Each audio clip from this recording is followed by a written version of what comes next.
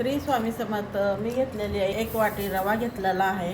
ह्या चमच्यानं 2 चमचा बेसन, 2 चमचा गव्हाचं पीठ अशी रेसिपी करणार आहे, जेणेकरून झटपट आपली रेसिपी तयार होणार आहे. आणि 1 चमचा साखर, वाटीनं रवा ज्या वाटीने घेतला त्याच वाटीनं चुरमुरे ह्याला वाटून घेऊया. तर अशी पावडर आपली तयार झालेली आहे. यात घालून घेते 1 वाटी दही, 1 वाटी पाणी, 1 वाटी पाणी घालून, पाणी कम पडलं होतं म्हणून अजून 1 वाटी घातली मी पाणी. बघा किती छान पेस्ट झालेला आहे. मी आता ह्याला काढून घेते.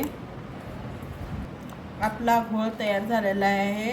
ह्याला भिजण्याकरता अर्धा तास लागणार आहे. तोपर्यंत मी दुसरी तयारी करते. तर मी घेतलेला अद्रक, 4-5 हिरव्या मिरच्या, थोडंसं लसूण.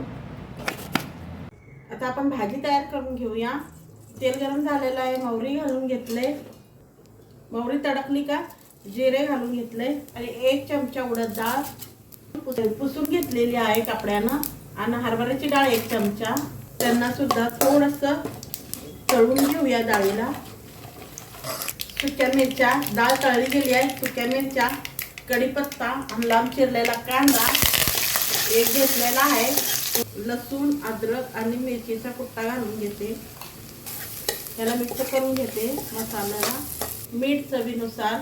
4 शेंगा भाजलेले 4 तुम्ही फोडणी देताना सुद्धा घालू शकता, पण माझे भाजलेले होत्या म्हणून मी आपलं वरून घालून घेतलंय. हळद आणि हिरवी मिरची घातल्यामुळे आपल्याला काही मसाल्याची जादा गरज नाही. हळद घालून घेतलेली आहे आणि 1 चमचा धने पावडर. मिक्स करून घेते मसाला सर्व. आणि आता घालून घेऊया बटाटा उकडलेला. समजलंच असाल, बटाट्याची भाजी केलेली आहे. खूप छान झालेली आहे भाजी. ही काजलची फेवरेट आहे.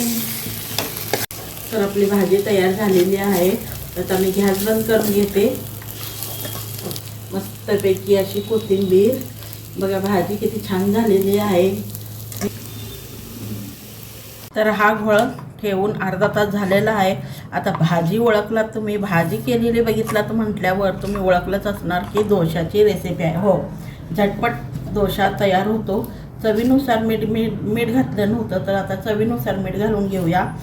आणि थोडासा सोडा घालून घेतलं. मिक्स करून घेते. डोसा खूप छान होता, ट्राय करून पहा. डोसा घालून घेऊया. बघा की खूप छान होते, करून पहा. मला कधी खावंसं वाटलं की नाही, आम्ही झटपट असा डोसा तयार करून घेतो. तर बघा आपला डोसा किती छान निघालेला आहे. बघू शकता कलर किती छान आलेला आहे.